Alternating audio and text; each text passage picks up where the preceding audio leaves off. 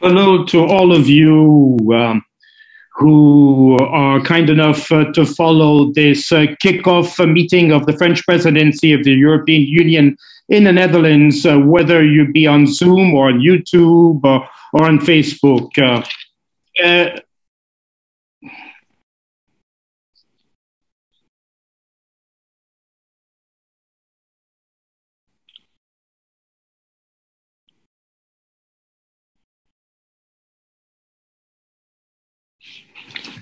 So I would like to start by thanking our panelists who are joining us today for this session: Luc van Middelaar, Caroline de Gruyter, and you will allow me to say a few kind words to Pierre Vimont, who was my ambassador in the United States. I belong to one of these generations of diplomats that was trained under his kind authority. So therefore, I have the pleasure of seeing him again today. Thank you very much also to Alexander von Hopstreffer, who has accepted to moderate the discussion. And I also like to greet the ambassadors of the European Union in the Netherlands who are among us today and who are going to participate in this discussion. I am not going to remind you of the three levels of the French presidency of the European Union. That is to say, power, revitalization, and belonging. What I propose to do is to explore the link between two of these elements, power and belonging. And the question of sovereignty, well, basically, it is the ability to act in an autonomous way. We see that we're coming back to subjects that are dear to French strategic autonomy to advance towards an objective that we have set in an independent manner by using the resources that are ours. So there's the question of sovereignty. There's also a notion of control, not control in the sense of surveillance, but control in the sense of mastery of one's destiny. So the question of sovereignty only has meaning if there's a common objective between those who share it. And this common objective is the one that is created in a community of destinies. And I would like to get back to the terms that Luc likes to use in his latest book. So this refers me, of course, to the question of the link between the community, the political community that the European Union is made up of, the question of European identity as well. And this topic of belonging rests on the question of feeling. It's almost a sentimental aspect. We feel that beyond our diverse identities, there is a European common identity. And we can speak about European identity, we can speak about European culture, we can speak about European history in its tragedies and in its more glorious moments.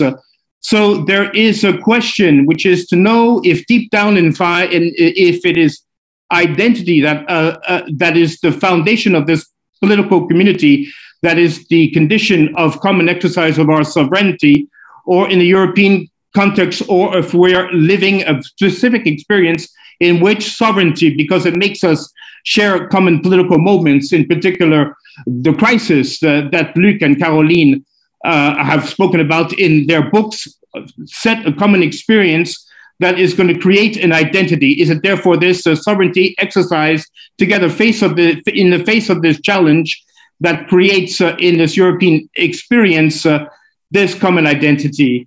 And therefore we could have called our conference not does sovereignty precede identity, but does identity precede sovereignty in Europe, since both elements are basically two sides of the same coin. I'd like once again to thank you for having joined us, and to say that this event, this important event for us, is being held remotely because of the circumstances. It is the first of 20 events that we will organize throughout the year. And I hope that you will find this discussion interesting. Thank you very much. Thank you, Mr. Ambassador. Thank you, Luis, dear Luis. It is a true pleasure for me to participate in this opening conference of the French presidency of the European Union, especially since as a Franco-Dutch national, having spent a great part of my childhood and teenage years in The Hague, I know that you're very numerous to join us today on both sides of the Atlantic, and therefore I thank you for the interest that you have for the topics that we're going to be discussing today. The event is going to be organized in three levels. We're going to speak, as the Ambassador spoke, we're going to speak about identity, European values, which feeling of belonging to Europe exists, and then which society, which post-COVID European society we can envisage, and finally, Europe as a power in the world. Indeed, the multiple crises over the past years, whether it be the Euro crisis, whether it be the threats on the eastern side of the European continent, the migratory crisis, Brexit, the election of Donald Trump, have pushed the European Union to question itself on its identity and its political identity. And the debate, as you can see, it involves all members of the European Union, including and all political forces in France as well. And this bottom-up process in the end has led the European Union each time to take decisions, to develop new tools under the pressure of these crises. And Luc van Middelaar has shown this in his book, which shows this European improvisation each time. So this debate between values and identity interests is fundamental to the different topics that we're going to be speaking about tonight. The European Union is based on what we could call a community of values, which allows us to create a community of interests. And we see that both of these pillars are intertwined. That is to say that one weakens, the other weakens at the same time. And even this leads to a crisis in confidence. The migratory crisis, for example, has also made us question our identity. The conflict on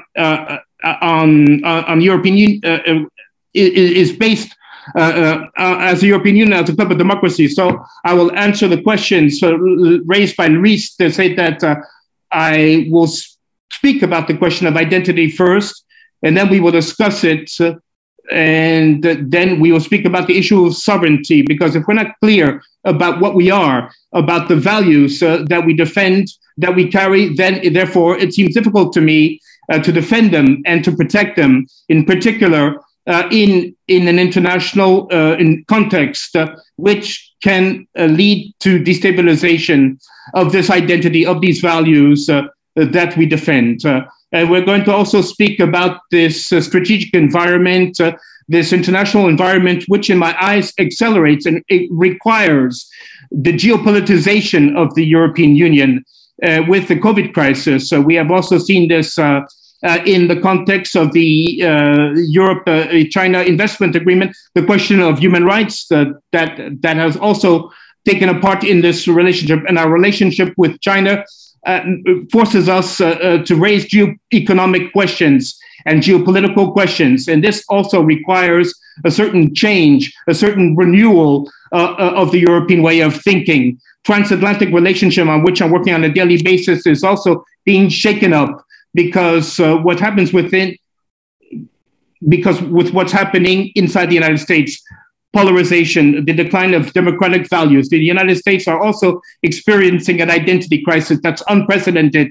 And Donald Trump was only the symptom of this, the personification of this crisis. So this context creates a risk for the European Union, but also a space so that the European Union can play a role, a more proactive role in international relations and also in the 21st century, whether it be climate, digital questions, or also health issues. And finally, and I hope that we will bring this up, I'm sure, but given the guests that we have tonight, but there exists a desire among the European citizens to see the European Union become more sovereign in the fields that concern it on a day-to-day basis.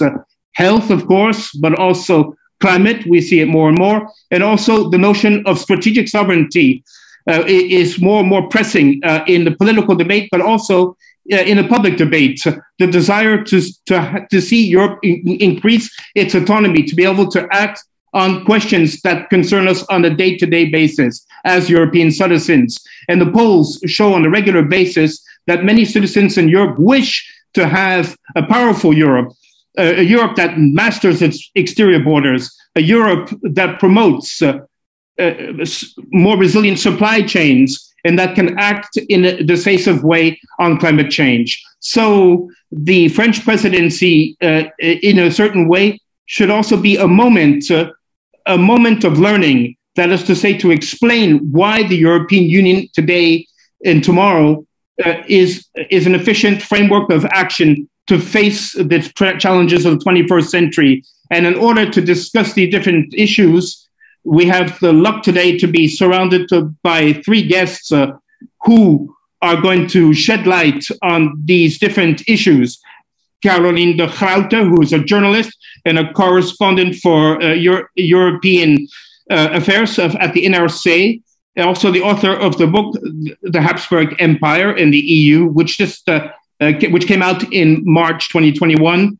Luc van Middelaar, who is a philosopher, a political philosopher, a historian, and a professor of European law at the University of Leiden, and also the writer for the European president of the European Council, and also the author of many books, Pandemonium, The Passage to Europe in 2012, and When Europe Improvises in 2018, and Pierre Vimont, who is a former Secretary General of the European Service of Exterior Action, and a former French ambassador to the United States, and the permanent representative of France at the European Union. And we can see his writings on the website of the Carnegie Endowment think tank. In order to introduce our first topic, identity and European values, I have the pleasure, before I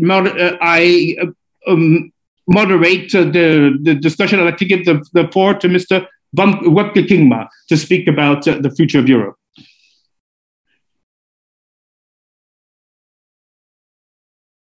Bonjour, my name is Wopke Kingma and I am the Special Envoy for the Conference on the Future of Europe at the Ministry of Foreign Affairs in the Netherlands. When Clément Beaune introduced the motto of the French presidency, Relance, Puissance, Appartenance, he said, and I quote, "No political project will last without a collective feeling of belonging to an important project.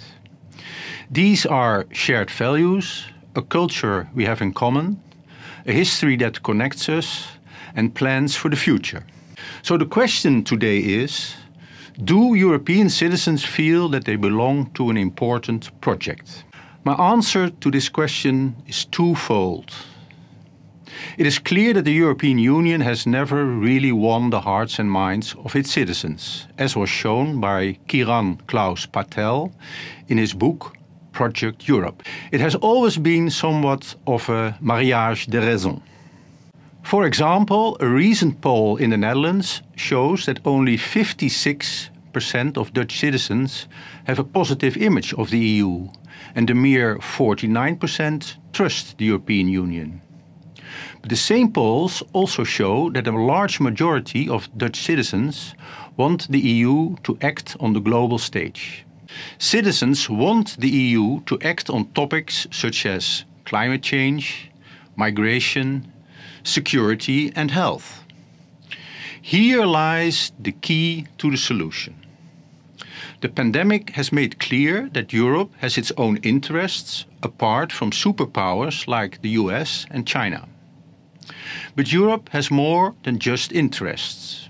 Luc van Middelaar writes in his latest book, A European Pandemonium, quote, "Europe has a historic and cultural identity and is perceived as such by the outside world. It is on this basis that we need to define our common goals and interests," unquote.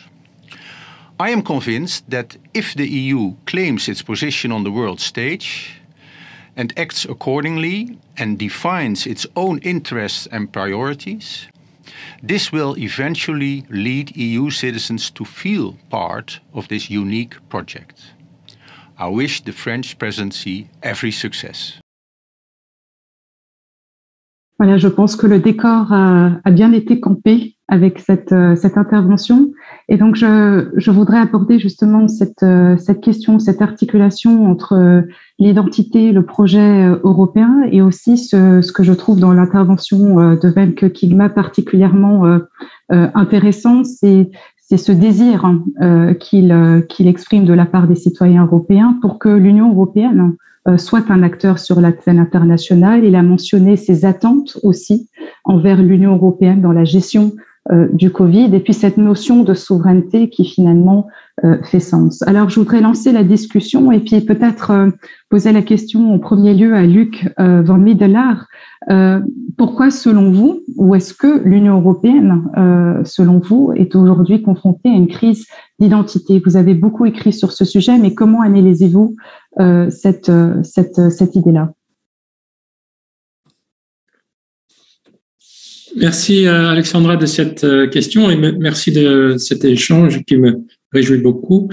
Je ne sais pas si c'est une crise d'identité, mais je crois que c'est tout à fait juste que la question d'identité monte au premier plan, justement dans le contexte international avant tout.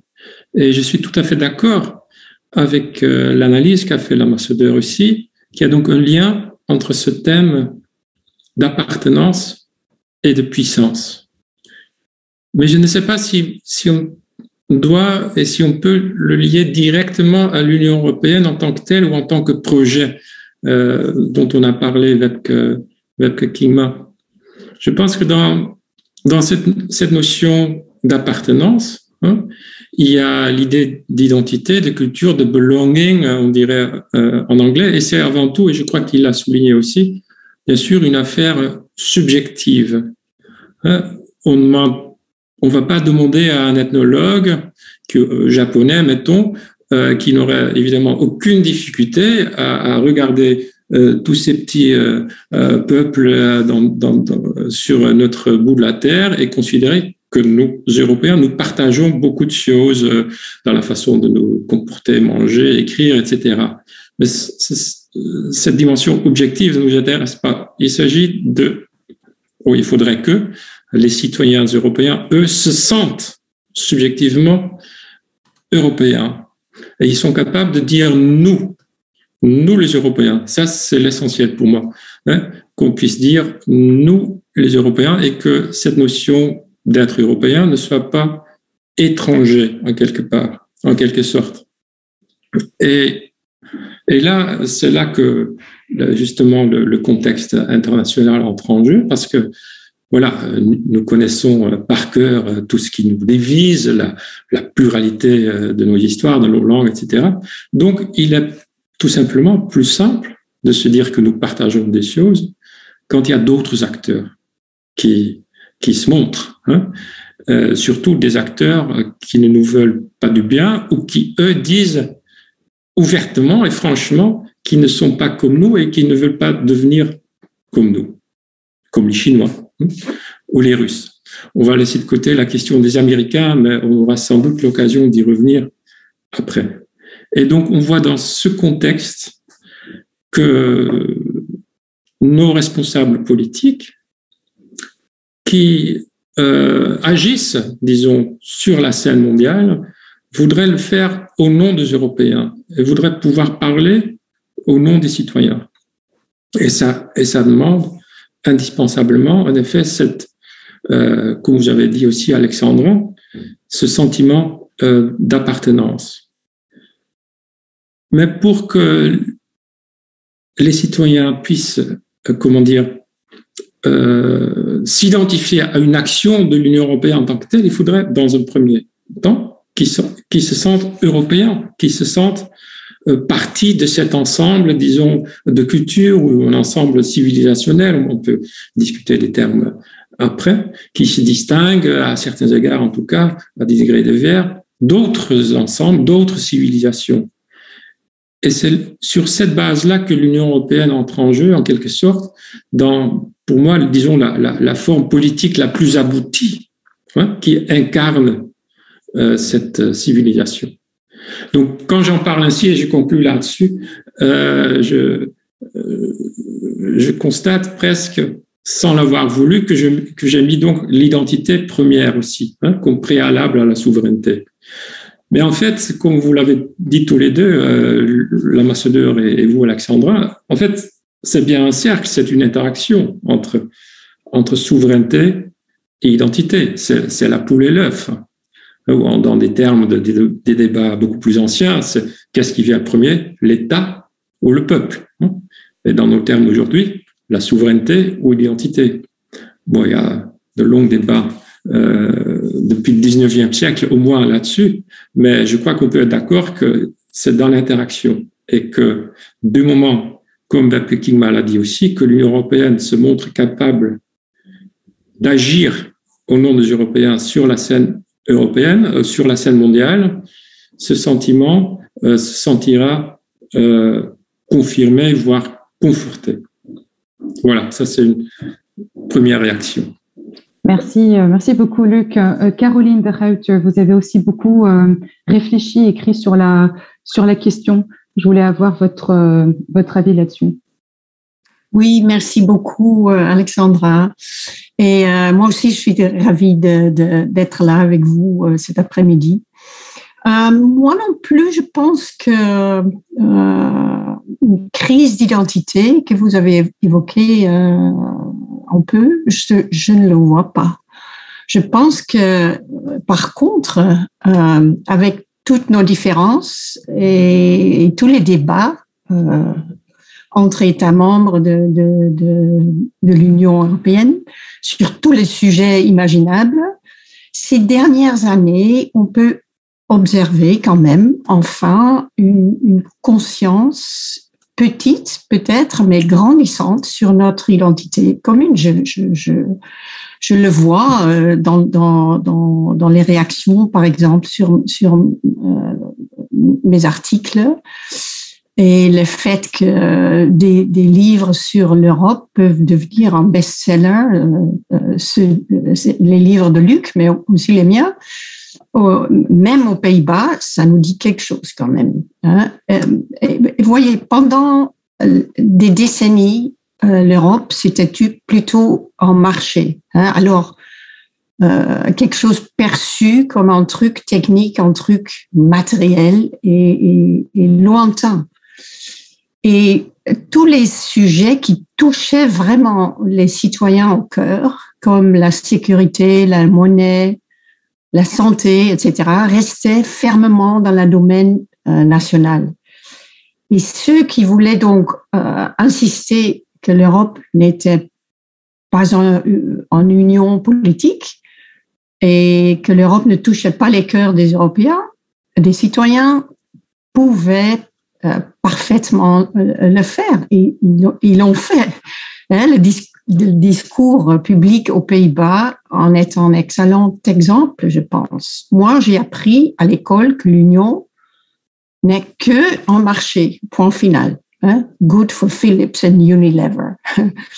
J'ai appris la différence entre le Conseil européen et la Commission européenne qu'en arrivant travailler à Bruxelles il y a 20 ans. Et avant, j'avais aucune idée. Et on me dit que cela n'a pas vraiment changé entre-temps.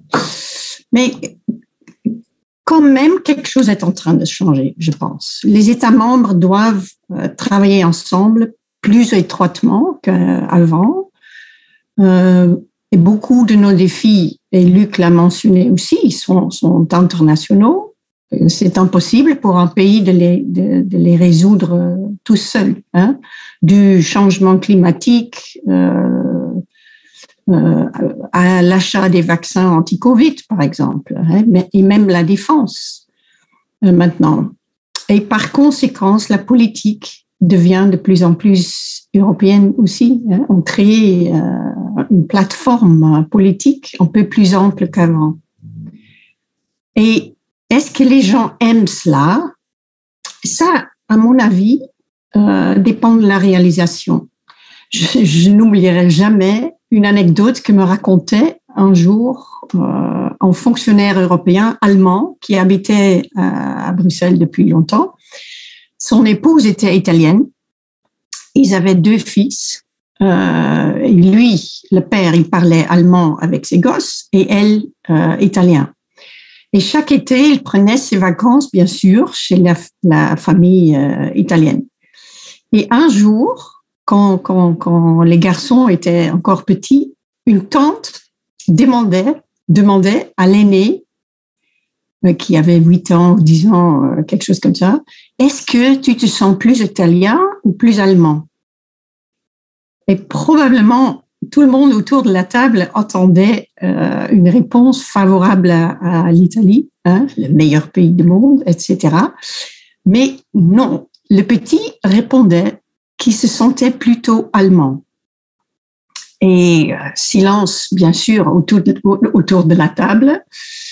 Et la tante insistait, mais pourquoi? Et lui, il répondait, parce que le Deutschmark est plus fort que le lire. C'était avant l'euro. Et ainsi, je pense que le développement de l'identité européenne dépend de la réalisation des politiques communes européennes. Du moment qu'il y a des succès européens, les citoyens peuvent s'identifier avec. Et je pense qu'on s'identifie comme le petit garçon à l'époque, pas avec un échec. C'est très important, à mon avis. Donc, on pense à Erasmus, on pense à la paix depuis 1945, on pense à la procuration des vaccins pendant la pandémie et on peut se sentir un peu européen parce que ce sont des succès. Mais on pense à la politique étrangère dans laquelle chaque capitale court dans une autre direction et on n'applique que le minimum de consensus de temps en temps, ou même pas ça. Et là, on a un tout petit peu honte et nous nous sentons peut-être moins européens. Voilà, je veux finir là. Merci beaucoup Caroline. Et vous amenez une notion extrêmement intéressante et je voulais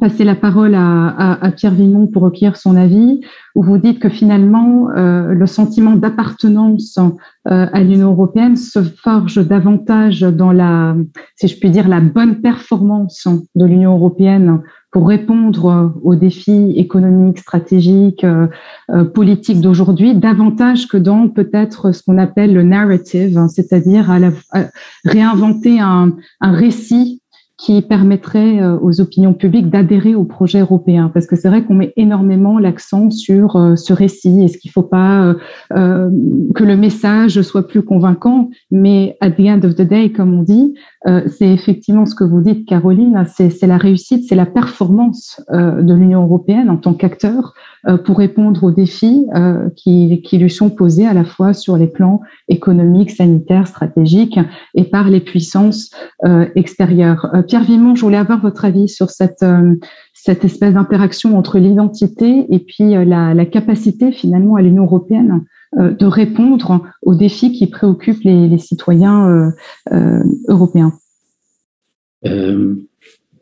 Merci Alexandra et merci d'avoir accepté de modérer notre débat et merci aussi à vous, Monsieur l'ambassadeur, à toute votre équipe d'avoir organisé ce débat et de me permettre de retrouver Caroline et Luc avec lesquels j'ai toujours eu beaucoup de plaisir à converser. Le début de cette conversation le montre encore, on va toujours un peu plus loin.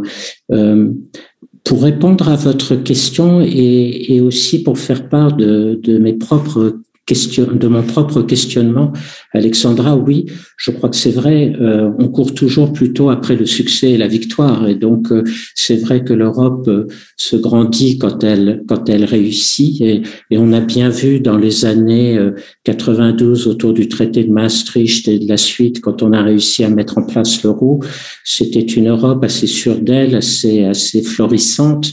et qui semblait avoir gagné le cœur de grand nombre de personnes. Et puis après, on est entré dans une période et des épreuves beaucoup plus difficiles. Et je dirais que depuis 10-15 ans, l'Europe n'en a pas manqué. La crise financière, le Brexit, l'immigration, aujourd'hui l'Ukraine et la relation avec la Russie, tout ça crée des nuages sombres au-dessus de nos têtes et qui ne facilitent pas les choses.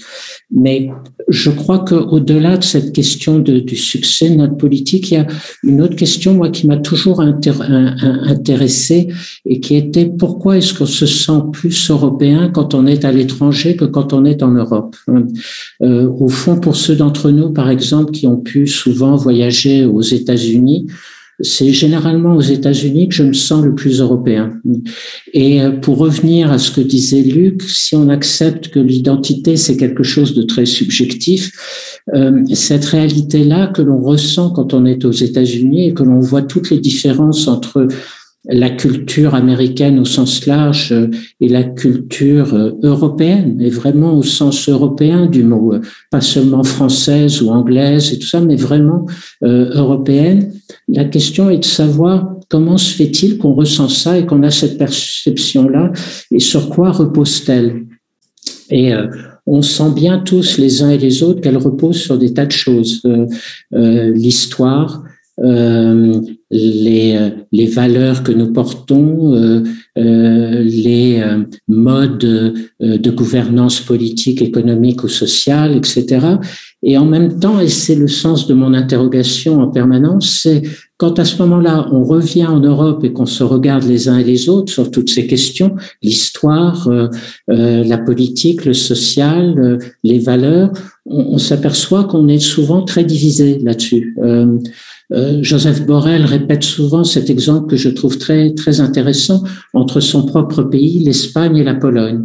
Il prend deux grands acteurs de la vie politique, l'Église catholique et l'Amérique, les États-Unis, et il dit ces deux acteurs-là, en Espagne, ils ont été perçus pendant très longtemps comme des obstacles, sinon même des ennemis, pour sortir de l'ère de Franco et retrouver la liberté. En revanche, en Pologne, l'Amérique et l'Église catholique ont été les deux défenseurs de l'indépendance polonaise et deux acteurs qui ont permis à la Pologne de sortir de l'emprise soviétique. Et quand vous avez deux réalités aussi importantes qui s'opposent, on ne peut que reconnaître que ce n'est pas facile et que nous avons là des obstacles à notre identité qui sont réels. Et vous le retrouvez dans les valeurs, ce qui se passe aujourd'hui entre l'Europe de l'Ouest et l'Europe de l'Est, bien au-delà d'ailleurs de l'exemple de la Pologne et de la Hongrie, mais sur un certain nombre de valeurs traditionnelles dites chrétiennes qui nous opposent énormément. On le retrouve aussi dans nos organisations sociales, dans l'importance de l'État dans certains pays et le rôle moins important de l'État dans d'autres. Et donc on voit bien que ces divisions, au fond, sont à chaque fois des obstacles à surmonter pour arriver à davantage de prise en compte d'une identité et d'un récit européen qui nous est commun. Quand on regarde avec 400 ou 500 ans d'écart, on se dit oui, on voit bien la tendance générale de l'Europe.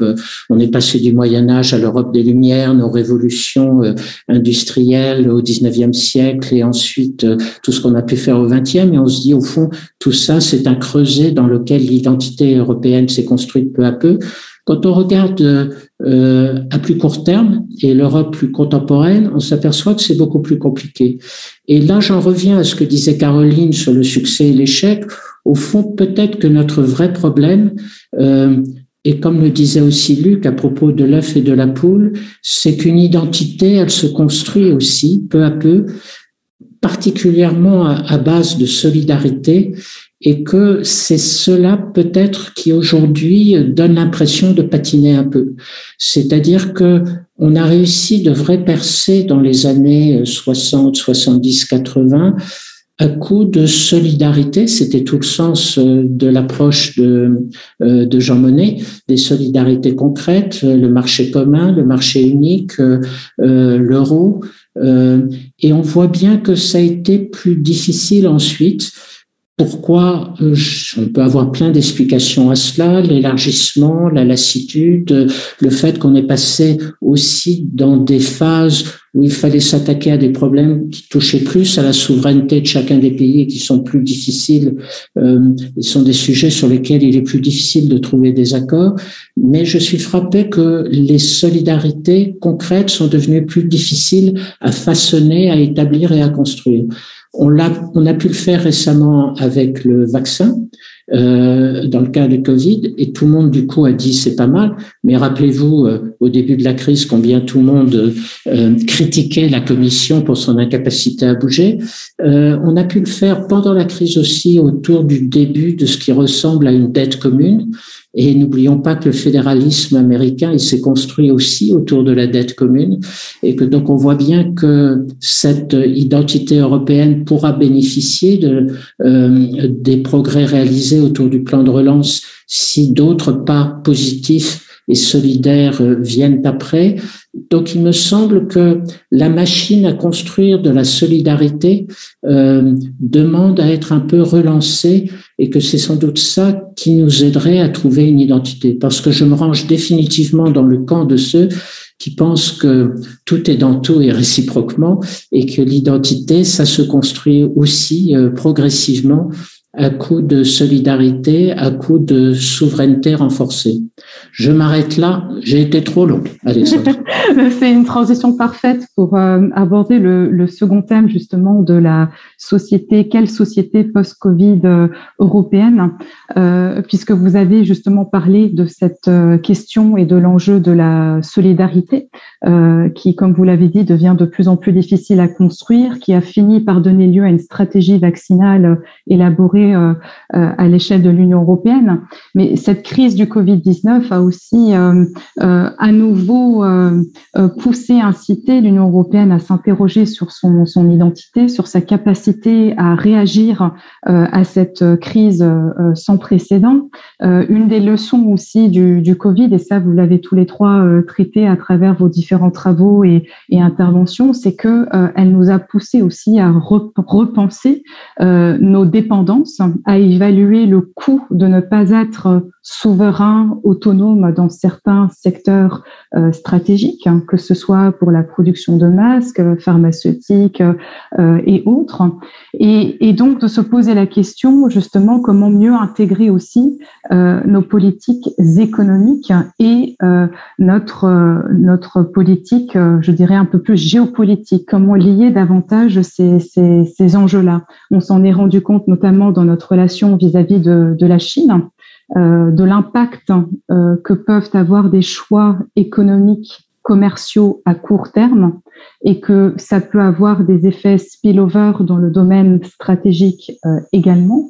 Et donc ça suppose aussi un changement de logiciel au niveau de l'Union européenne, c'est-à-dire d'abord peut-être de faire sauter une barrière intellectuelle, pousser l'Union européenne à apprendre à se penser comme une puissance géopolitique, à définir ses objectifs, à agir stratégiquement.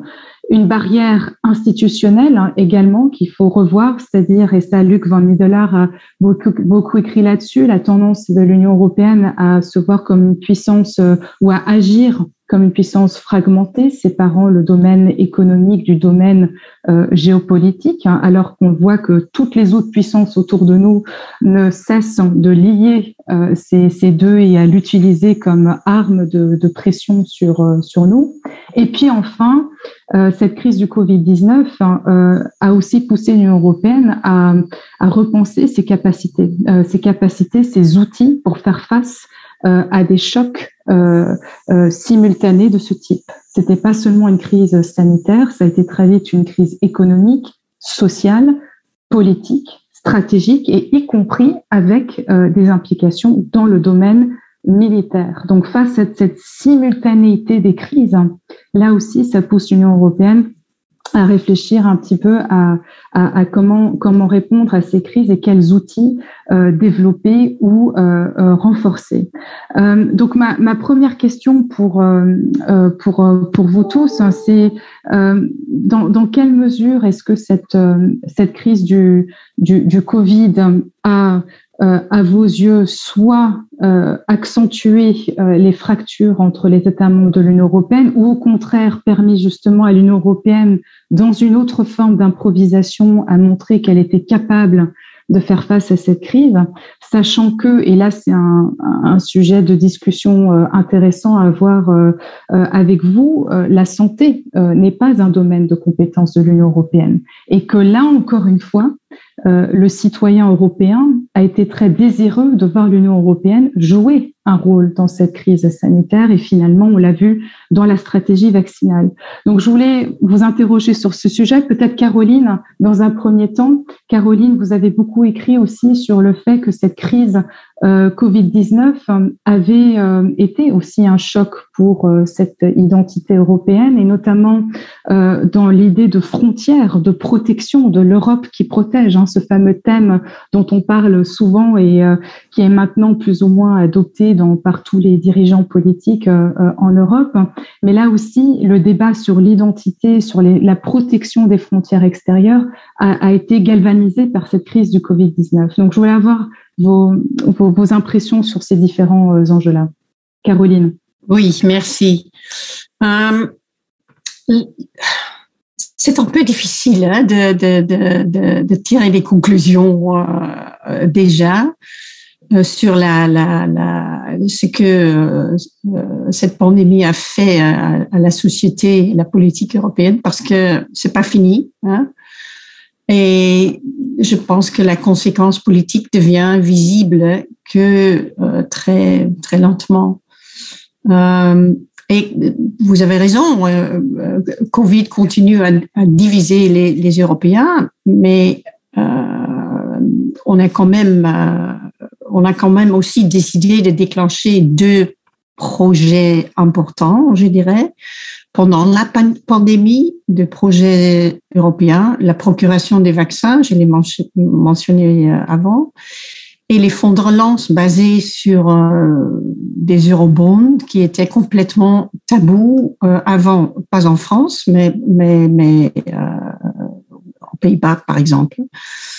Et tous les 2 sont devenus en succès.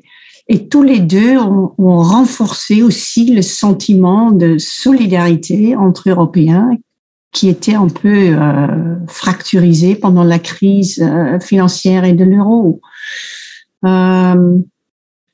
Et deuxièmement, la santé, comme vous l'avez dit, est une compétence nationale, mais quand même, et ça divise alors, mais quand même, pour la première fois, on a aussi fermé la frontière européenne collectivement. Donc, il y avait un nous et eux, us and them. Et en même temps, nous sommes en train de nous regarder tous, tout le temps en Europe. Vous voyez ce que font les Français et les Grecs et les Italiens avec le pass sanitaire, avec les masques ou autres mesures. Et est-ce que nous pouvons peut-être limiter? Donc, dans un sens ou l'autre, nous nous approchons aussi dans cette crise, comme souvent dans les crises. Et même les anti-vax, dont une partie substantielle sont des populistes eurosceptiques, essayent maintenant d'utiliser cette pandémie, cette crise, de s'organiser dans un cadre plutôt européen. Je viens même de voir un petit vidéo de Nigel Farage aujourd'hui dans la neige serbe, plaidant pour une force politique européenne contre la tyrannie de l'État, par exemple. Là, je trouve ça un peu dégoûtant, mais aussi fascinant en même temps. Je pense donc que souvent les crises en Europe, comme la pandémie, ne nous divise pas seulement, mais elles nous unissent en tout petit peu aussi. Merci Caroline. Luc.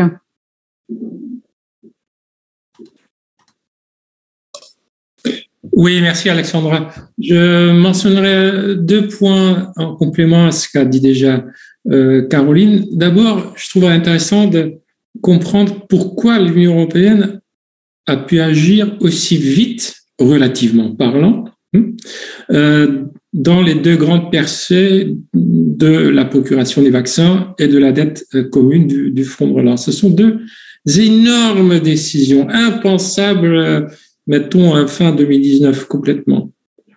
Et je suis d'accord avec tous ceux qui ont constaté, et moi aussi, qu'au moment où la pandémie est arrivée, l'Union européenne était absente, était faible, ne savait pas quoi faire. À Bruxelles, on disait de façon plutôt défensive que la santé publique n'est pas une compétence de l'Union européenne. Donc, en gros, c'était une situation horrible et tragique, mais que Bruxelles, entre guillemets, ne pouvait pas faire grand-chose.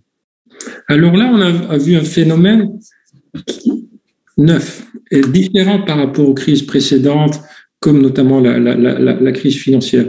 C'est que, en effet, c'est l'opinion publique, en quelque sorte, en Italie, en Espagne, en France, puis ailleurs, qui a demandé de l'action commune. Ce sont les citoyens qui ont demandé que l'Europe agisse, qui que ce soit d'autres États membres ou Bruxelles, etc. Je ne parle pas ici de toutes ces articulations-là. Il y avait juste ce sentiment que cette crise était tellement énorme, envahissante, avec un décor géopolitique dont les gens se sont rendus compte très vite aussi, qu'il fallait que l'Europe agisse, et si les compétences n'étaient pas là, ben alors, tant pis, il faudrait que ça change. Et donc, c'était un moment vraiment de créativité politique où des responsables, dont notamment la chancelière Merkel, a franchi en effet ces lignes rouges dont parlait Caroline il y a un instant, pour façonner une réponse commune, et encore une fois, relativement vite. Là, on parle entre février 2020, où c'était vraiment un moment sombre, amer, des grands conflits entre États membres, et l'été 2020, donc 4-5 mois après. Pour rappel, lors de la crise de l'euro, que moi j'ai vécu de près en effet en tant que conseiller du président européen, on a passé plus de 2 ans à courir d'un sommet de la dernière chance à l'autre, d'une crise à l'autre, 2 ans où l'euro semblait s'effondrer. Ici, c'était géré en 5 mois. Donc ça, et grâce, encore une fois, à une injonction, en quelque sorte, un cri venu d'en bas et pas d'en haut, comme lors des crises précédentes. Deuxième point, peut-être plus brièvement, parce qu'on va sans y revenir, mais ce qui me frappe aussi lors de la pandémie, et ça me paraît très, très important, c'est les Européens l'ont vécu, pour moi, un bref instant, comme un moment d'une solitude géopolitique inouïe. C'est-à-dire, les Européens se sont rendus compte qu'ils étaient seuls dans cette affaire, qu'ils étaient vulnérables d'une façon qui ne s'était pas imaginée, parce que voilà, une maladie contagieuse, on pensait que c'était pour l'Afrique, l'Asie, et pas pour nous ici en Europe.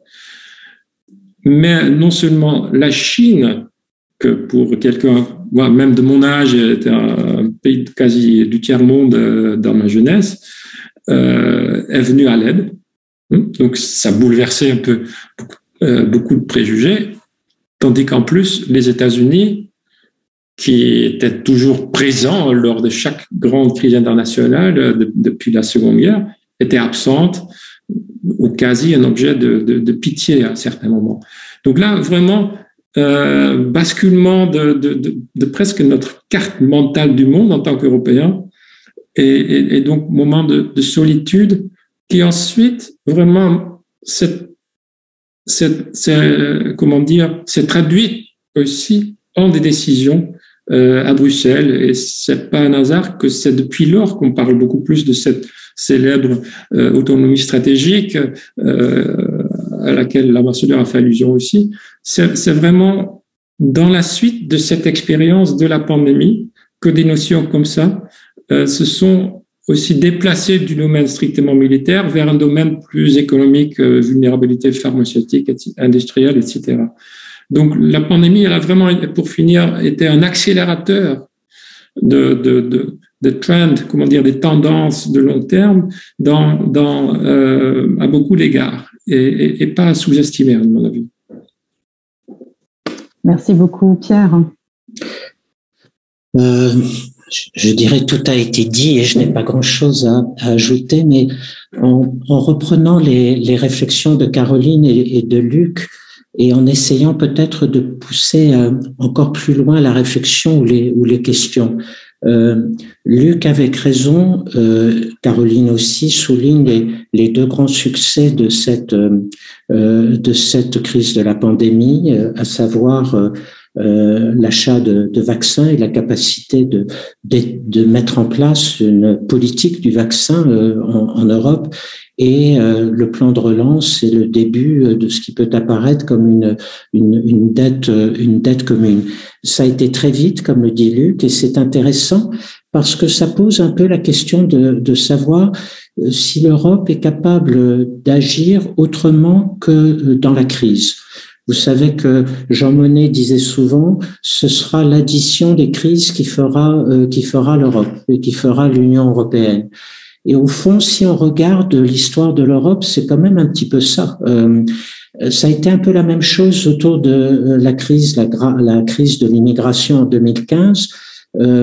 Les Européens n'ont pas su comment faire, un peu débordés par la situation, et puis peu à peu se sont raccrochés à la négociation d'un accord avec la Turquie pour amener le pays de transit qui était la Turquie à collaborer avec l'Europe. Et cet accord étant intervenu au tout début de l'année 2016, au fond, tout le monde est reparti de son côté. Et on voit bien que depuis lors, tous les efforts de la Commission pour faire avancer ces propositions ont énormément de mal à avancer.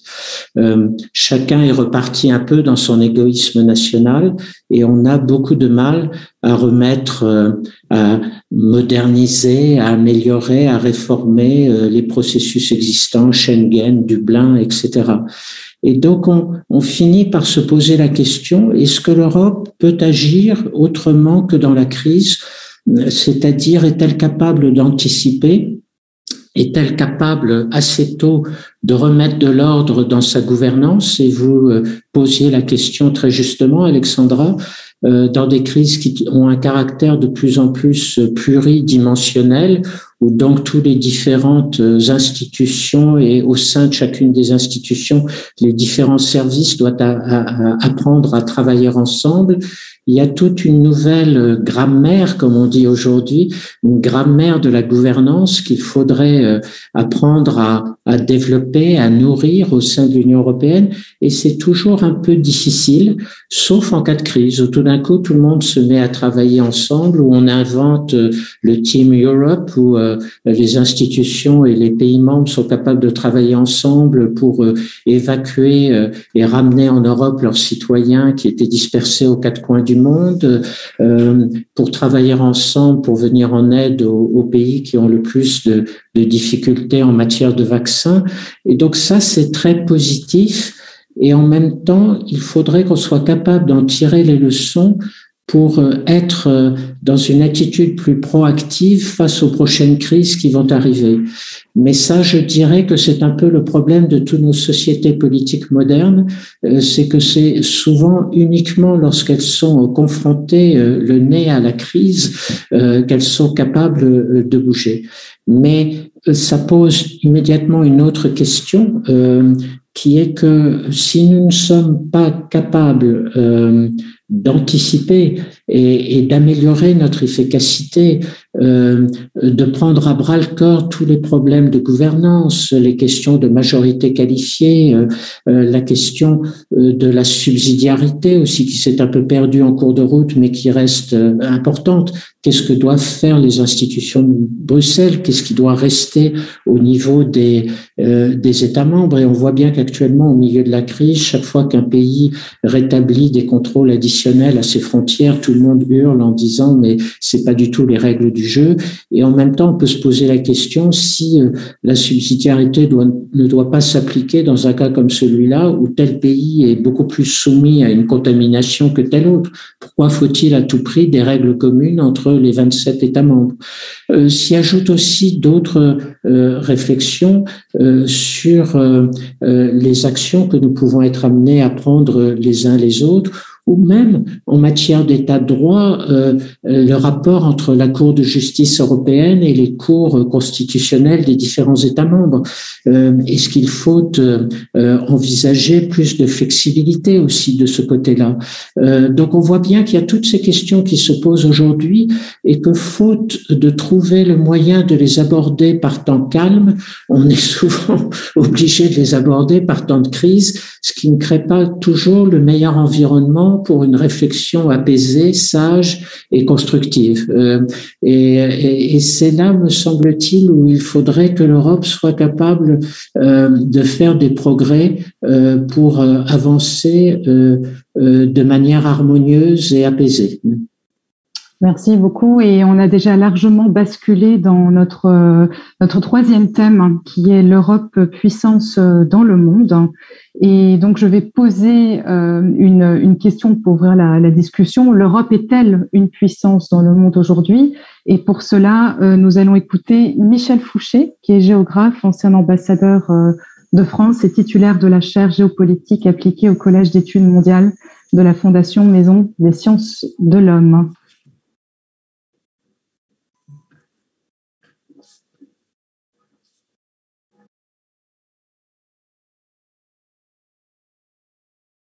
En 1 minute, je dirais oui, et en 2 minutes, je dirais non. En 1 minute, l'Union a 3 fondamentaux solides. C'est le premier marché solvable du monde, et par conséquent, elle fixe les règles d'accès à ce marché. On parle de puissance normative. Elle est attachée aux droits et aux règles, à la démocratie, à la paix, à la diplomatie, et donc c'est un centre de pouvoir alternatif aux logiques hégémoniques, néo-impériales et révisionnistes des concurrents. C'est un laboratoire de compromis au sens où les différends entre les pays membres sont traités de manière démocratique. Enfin, elle a un réel pouvoir d'attraction sur le continent et sur ses périphéries. En 2 minutes, l'Union n'est pas une puissance. C'est le seul centre de pouvoir qui n'est pas un État, à la différence de tous les autres. Enfin, l'Union reste soumise aux États-Unis, hyperpuissance militaire, pour la sécurité en dernier ressort et la technologie. L'Europe parle l'anglo-américain. L'anglo-américain, c'est la langue du maître, qui est le véhicule d'un encerclement cognitif. Les Européens se veulent toujours amis, alliés, alignés, mais peut-on bâtir une puissance sans émancipation? Alors que faire? L'ambition de souveraineté, mise en avant par Paris, acceptée désormais par Berlin, doit être, à mon sens, complétée de 3 axes d'efforts concrets sans incantation. Les normes, les règles, c'est ce qu'on fait de mieux dans l'Union. Elle existe dans le monde par le marché intérieur et l'euro. Enfin, un réarmement technologique endogène et le refus de l'alignement sur les seuls intérêts américains sont les seules bases disponibles d'une souveraineté effective.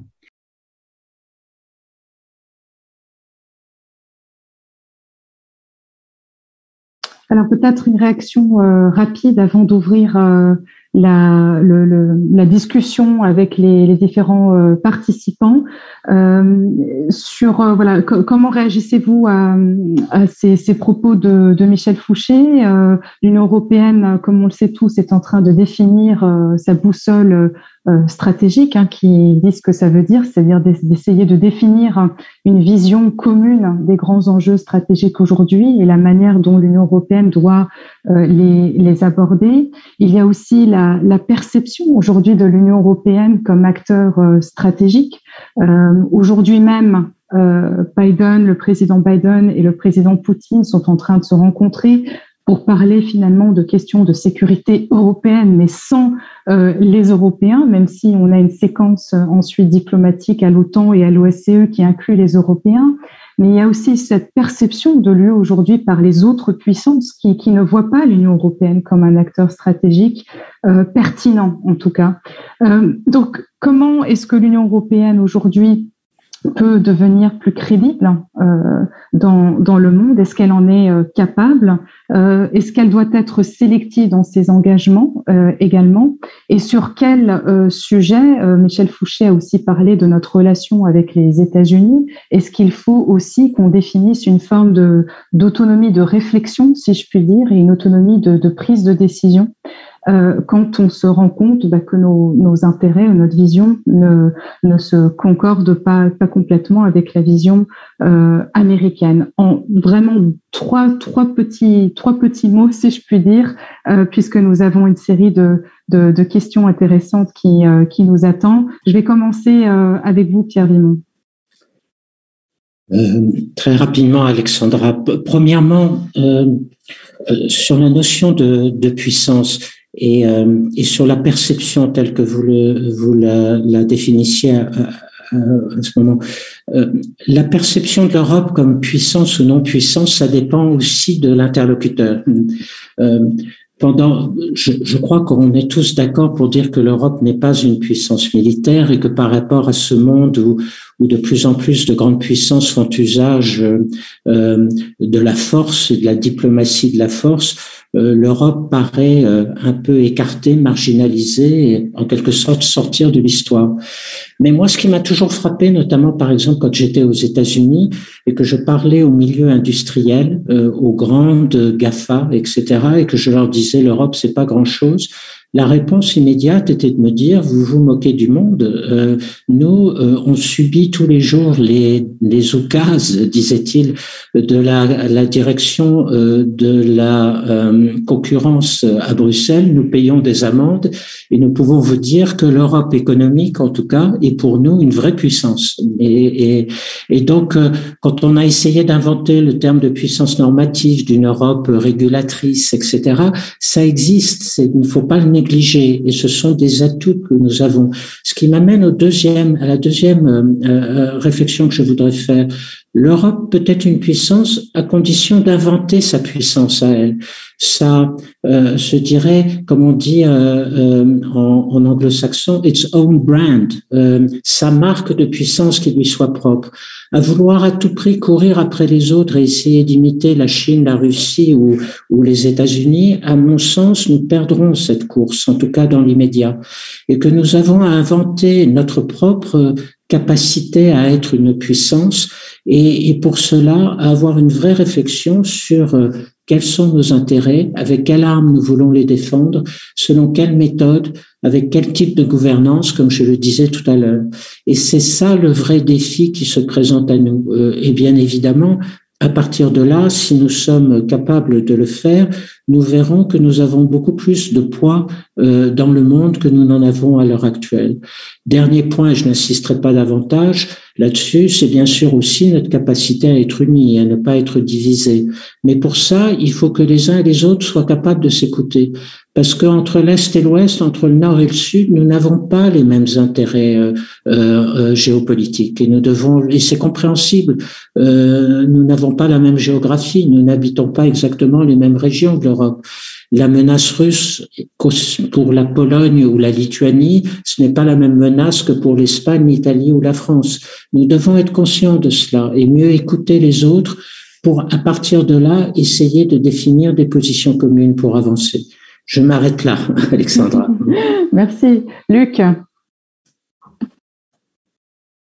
Merci Alexandra, mais comme Pierre disait tout à l'heure, tout a été dit et par lui seul. Donc je souscris pleinement à ce que vient de dire Pierre Vimont. Peut-être juste deux petits points pour qu'on ait aussi le temps des questions. Je suis tout à fait d'accord avec ce que dit Pierre sur la marque propre de l'Europe dans le domaine de la puissance, mais ça il est dit en tant que Français. Venant d'une traduction qui a toujours, bien sûr, réfléchi à cette question et en tant que grand diplomate, il s'ouvre alors vers ses autres partenaires. Mais moi, je vais lui répondre en tant que Néerlandais vivant à Bruxelles et je vais dire, quand même, il faut aussi insister sur le besoin d'injecter le langage du pouvoir dans les habitudes et la doctrine bruxelloise. Parce que Bruxelles, à cet égard, dans ce mouvement de ce que vous avez appelé, Alexandra, au tout début, la géopolitisation, une expression fort heureuse, je vous en remercie. Bruxelles vient de très très loin, puisque la doctrine ici dans cette ville a été inventée justement pour nier, surmonter, ou on appelle ça comme on veut, tout ce qui était pouvoir, puissance, territoire, frontières, histoire, voire culture, identité. Et alors, se réapproprier au moins un petit peu tout ça, sans tomber dans les excès dont on est témoin tous les jours par d'autres acteurs, c'est quand même très important, parce que sinon, nous restons du mauvais côté de cet équilibre. Donc ça, c'est ma première petite nuance. Deuxième point, c'est en réponse à Michel Fouché qui soulève, comme Pierre l'a fait aussi, notre rapport aux États-Unis, qui reste fondamental, qui nous divise, peut-être plus même que notre relation paradoxalement à la Chine ou à la Russie, où on peut tous être d'accord que voilà, il faut s'en méfier, etc. Le rapport aux États-Unis est très délicat. Et là, Michel Fouché avait un terme très très fort, parce qu'il y a non pas uniquement, disons, une dépendance stratégique de l'OTAN, et on connaît tout ça très bien, et vous aussi, Alexandra, à Paris, au German Marshall Fund, mais il y a aussi ce qu'il appelle presque une dépendance intellectuelle. Il parle, j'ai noté ça, d'un encerclement cognitif. Bon, ça c'est très fort, un peu trop fort à mon goût comme expression, mais je veux dire, pour tourner ça positivement, je crois qu'il veut dire qu'il est important que nous, Européens, réfléchissent entre nous à nos intérêts et stratégiques et autres dans le monde, et même si on va rejoindre en beaucoup de cas nos amis américains quant aux conclusions, il est important que cette réflexion, nous l'ayons dans un premier temps peut-être entre nous. Et donc, je souhaite vraiment à la présidence française beaucoup de succès, avec les discussions sur la boussole stratégique. Merci beaucoup. Caroline, vous avez beaucoup écrit aussi sur l'autonomie stratégique en disant arrêtons de parler d'autonomie stratégique comme un concept vague et pratiquons en fait l'autonomie stratégique. Est-ce que vous pourriez aussi, par rapport à notre discussion, et puis on va arriver dans une partie un peu plus justement concrète et de recommandations, quelle est votre vision de ce sujet-là, et puis ensuite j'ouvrirai à la discussion. Oui, je pense que l'Europe n'est pas vraiment mûre pour une Europe puissance, hein. Mais je suis d'accord avec Pierre et Luc que on apprend parce qu'il faut qu'on apprend, hein. Et comme Pierre l'a dit, l'Europe c'est un organisme réactif dans ce sens, pas proactif. On demande en estonien quels sont nos défis majeurs, et sa réponse va être différente de la réponse en portugais ou en irlandais. Alors, tous les capitales se préparent pour les défis à venir, mais leurs défis sont différents. Donc, chacun, si vous voulez, anticipe une autre crise et se prépare. Et il faut malheureusement, chaque fois que la crise nous frappe, surtout dans ce domaine-là, parce que nous n'avons pas d'Europe, hein, c'est purement intergouvernemental. Et donc d'abord la crise, et puis nous agissons parce qu'on ne peut plus rien faire. C'est by default, et c'est toujours comme ça. Donc, c'est la dynamique de l'Europe pilotée largement par les États membres, avec des points de vue différents. Et c'est très difficile, il faut être réaliste, c'est difficile de changer ça. Mais ce qui aide, bien sûr, c'est que la France, avec sa mission un peu internationaliste de la Révolution, aime bien penser au futur européen, dans l'intérêt français aussi, bien sûr. Et nous, nous prépare souvent des grands concepts du monde, hein, comme l'autonomie stratégique ou cette fameuse boussole. Et d'abord, la majorité des pays ignorent ou rejettent ces concepts. Qu'est-ce qu'ils pensent maintenant, les Français, hein? Aussi à La Haye, on n'aime pas ça, souvent. Mais ce qui me fascine, c'est en rejetant ou en critiquant un concept comme la boussole ou la stratégie autonomique, ils entrent quand même dans un débat dessus. Hein. Les Néerlandais ont préparé un non-paper avec les Espagnols dessus. Donc, comme ça, le sujet, le projet est bien là. Les mots sont là. L'idée est là. Et puis, arrive une crise et hop, on est parti. Au moins, il y a quelque chose dont on peut parler. Ça prend du temps, mais je pense que il est très difficile de changer ça. Mais on arrive à le faire plus vite qu'avant. Bon, je m'arrête là.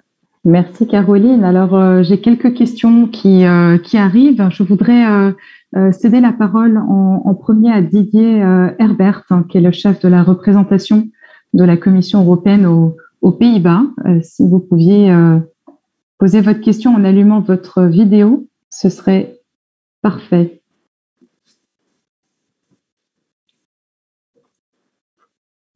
On vous entend en tout cas. Oui, on vous entend. Vous m'entendez. Et je crois que j'ai dû... Vous me voyez? Non. On ne vous voit pas, mais on vous entend. C'est l'essentiel. Eh bien, d'accord. Merci beaucoup. Écoutez, tout d'abord, un tout grand merci à Louis d'avoir organisé ça et un tout grand merci à Pierre Vimont, Luc Van Middelaar et Caroline de Gruyter pour leurs enseignements par rapport auxquels ma contribution sera probablement bien maigre.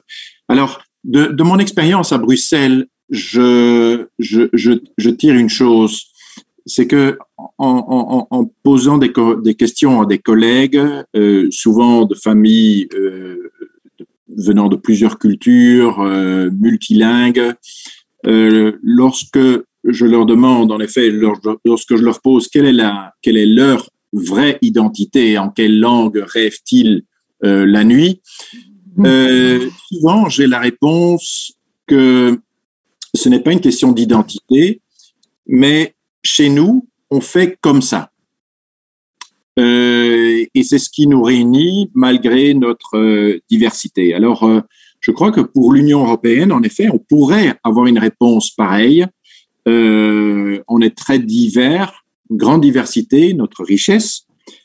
On tient compte des valeurs, l'approche humaine, l'approche volontaire, l'ouverture conditionnée à certains principes.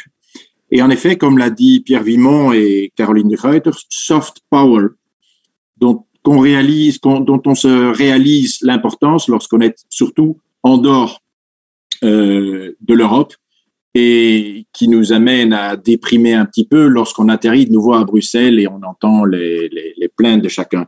Alors ma question, c'est comment assurer l'ajustement de cette méthode qui a des avantages et des inconvénients, mais qui tout de même a le mérite d'avoir fonctionné pendant 70 ans et d'avoir façonné cette Union européenne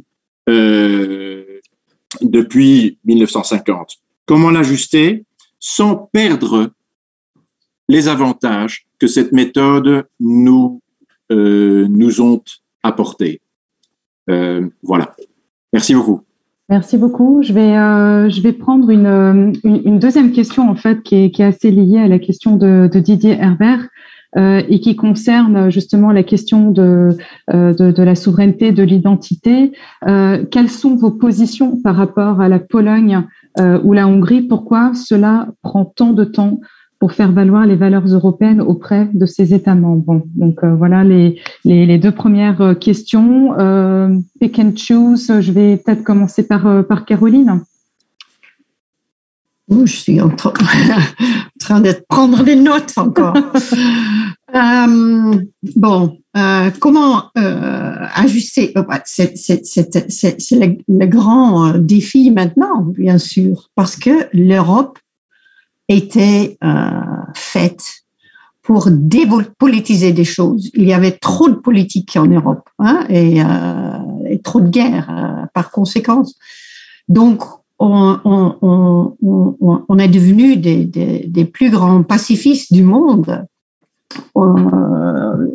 Du moment qu'il y a un problème politique, on le casse dans des petits bouts techniques et on commence à les résoudre. C'est ça la façon européenne. Et maintenant, on nous demande, nous demandons de repolitiser les choses. C'est très, très, très difficile parce que ça va contre, dans un certain sens, contre la dépolitisation. Donc, il faut, comme Luc l'a dit aussi, il faut trouver un bon moyen. On peut pas être assis sur nos mains maintenant. Il y a des grands défis, donc il faut le faire. Mais c'est ça exactement le grand challenge que nous avons. Et deuxièmement, j'ai bien aimé Didier Herbert la petite définition de la famille européenne, l'identité européenne. Un jour, on est A et l'autre jour, on est B. On joue avec des multiples identités. Je pense aussi, je connais ça dans ma propre famille qui est européenne aussi. Et ça me rappelle un peu l'école européenne à Bruxelles. C'était un autre petit gamin allemand qui allait prendre des cours d'histoire en français. Et là, il entendait des choses sur la guerre, par exemple, qu'il n'entendait jamais à la maison. Et vice-versa, il y avait des petits Français qui avaient l'histoire en allemand. Et je pense que c'est ça. Et tous ces garçons m'ont raconté que, plus tard, évidemment, que pour eux, l'identité européenne est que tu te sens toujours comme une minorité. Tu es conscient toujours qu'il y a des gens qui pensent différemment et qu'il faut, avant de penser avant de penser que tout le monde pense comme toi, il y a toujours des gens qu'il faut écouter, qui pensent différemment. Et c'est ça aussi un peu l'identité européenne. Je m'arrête. Merci Caroline. Pierre, sur ces deux questions. Je voudrais rebondir sur ce que disait Caroline et que je trouve très important on demande aujourd'hui à l'Europe d'être beaucoup plus politique et d'avoir le courage d'être politique alors qu'elle n'était pas faite pour cela. Et ça me rappelle, je crois, une tribune que j'avais lue un jour de Luc dans Le Monde en particulier, dans lequel il disait justement que le Conseil européen était devenu de plus en plus le lieu où pouvait avoir lieu l'endroit où pouvait avoir lieu ce débat politique. Et je crois que c'est cette période devant laquelle nous nous trouvons aujourd'hui, dans cette période où les institutions, le Conseil européen plus que d'autres, mais aussi la Commission. Souvenez-vous, Jean-Claude Juncker, lorsqu'il est arrivé à la tête de la Commission, a dit « J'ai une grande ambition, c'est de faire de la Commission européenne une commission politique ». Bien évidemment, le Parlement européen aussi, qui rappelle en permanence qu'il est là pour représenter les peuples avec raison et que lui fait de la politique. C'est tout ça qui est en train de bouger et qui est en train d'avancer. Et c'est une bonne chose. Mais cette espèce de maïeutique doit être non pas canalisée, parce que ça donnerait l'impression qu'on veut essayer de l'hâter, mais doit être organisée pour être plus efficace et plus effective, me semble-t-il. Et que c'est ça peut-être le problème aujourd'hui de l'Europe, plus que de se poser peut-être la question de savoir s'il faut continuer comme avant. Oui et non. Oui, il faut continuer à avancer avec des pas concrets, des choses pratiques, comme on l'a vu pendant la crise, mais il faut donner aujourd'hui une dimension plus politique. C'est peut-être aussi ce que Luc voulait dire tout à l'heure quand il parlait du langage de la puissance, avec cette observation avec laquelle je suis entièrement d'accord. Le langage de la puissance, c'est se penser comme un acteur politique aujourd'hui sur la scène internationale, qui a le courage de dire ce qu'il pense, de s'opposer aux autres et de ne plus être seulement le défenseur d'une pensée universelle, de la paix, comme c'était le cas jusqu'à maintenant, qui paraît un peu marginal par rapport à un certain nombre de réalités que nous affrontons et qui court le risque, si nous en restons à ce discours-là, de voir l'Europe peu à peu sortir de l'histoire. Et donc, pour que l'Europe reste dans l'histoire, il faut qu'elle devienne un acteur politique qui tient son rang sur la scène internationale. Et ça, c'est très important. Et il faut que toutes les institutions s'organisent pour faire ça aujourd'hui. Merci, Luc. Puis ensuite, on reviendra à Louise Bassi pour quelques mots de conclusion. Luc.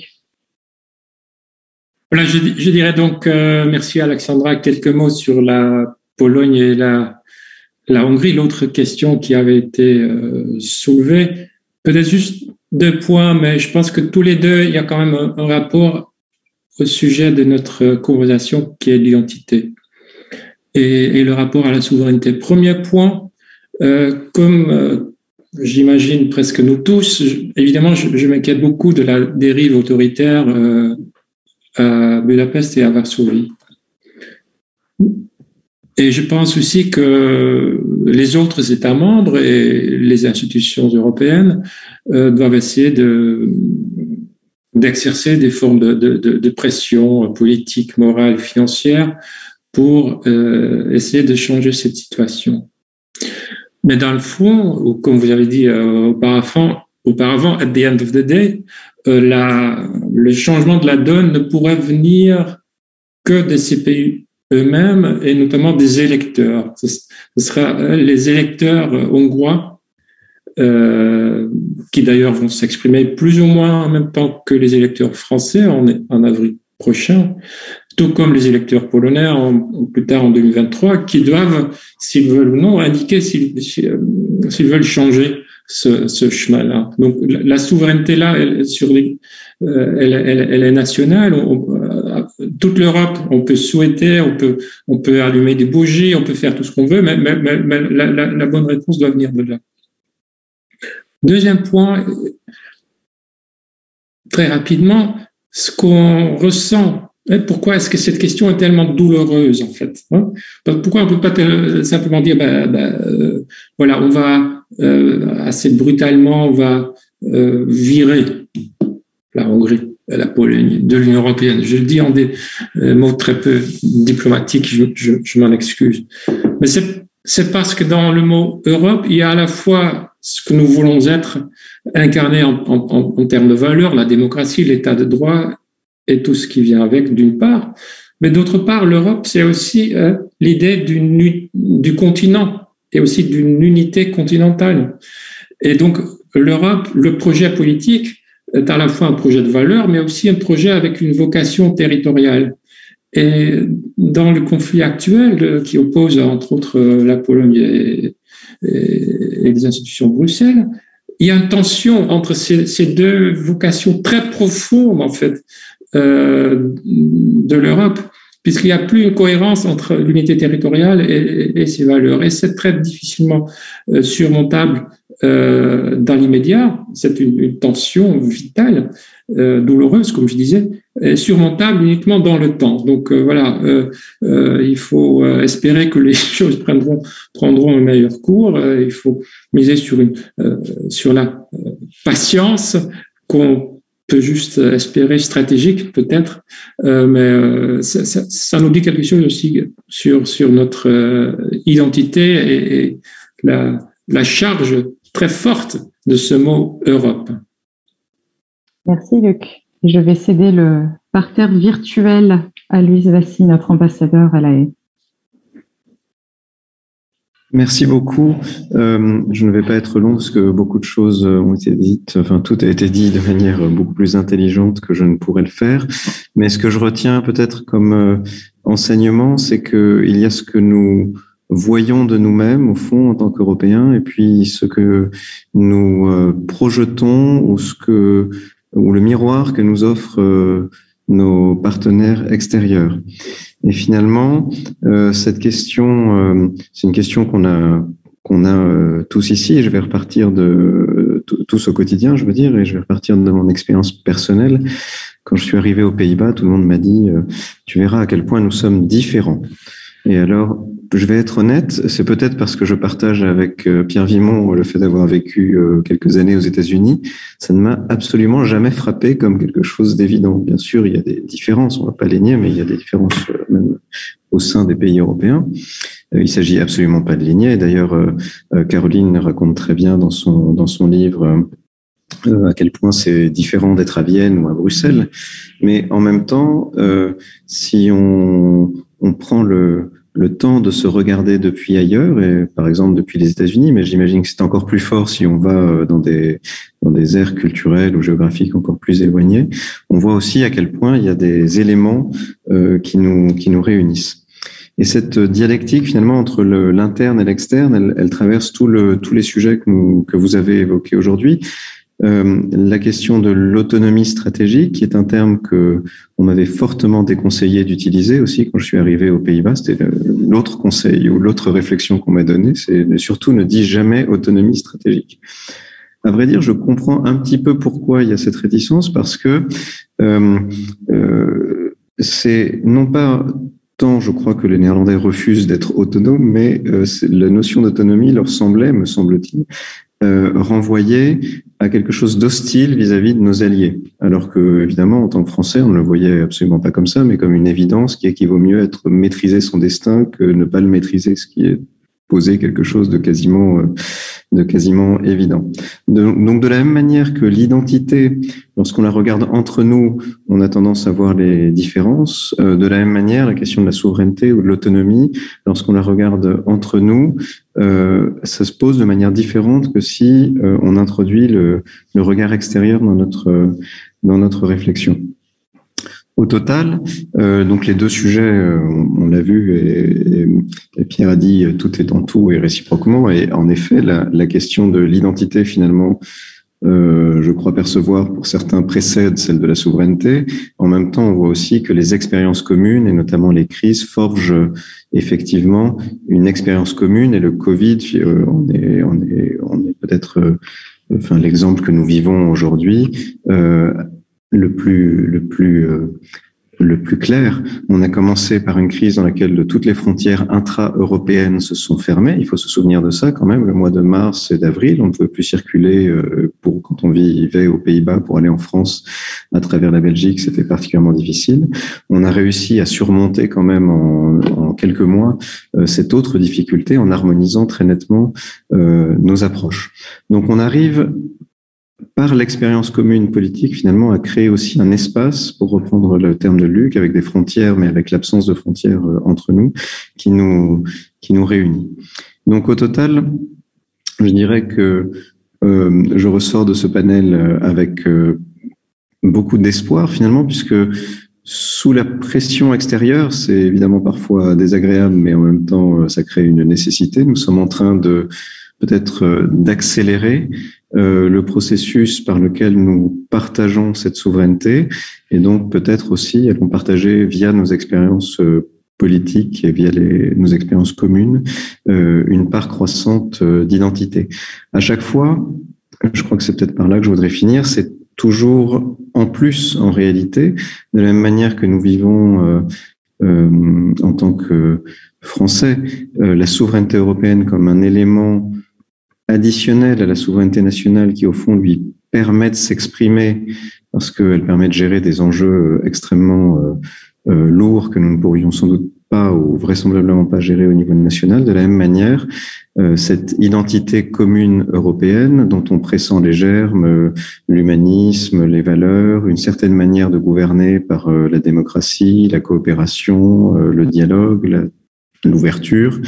De la même manière, cette identité européenne vient se surajouter aux identités nationales et donc les enrichir en quelque sorte. Et donc nous sortons possiblement plus souverains et plus proches les uns des autres.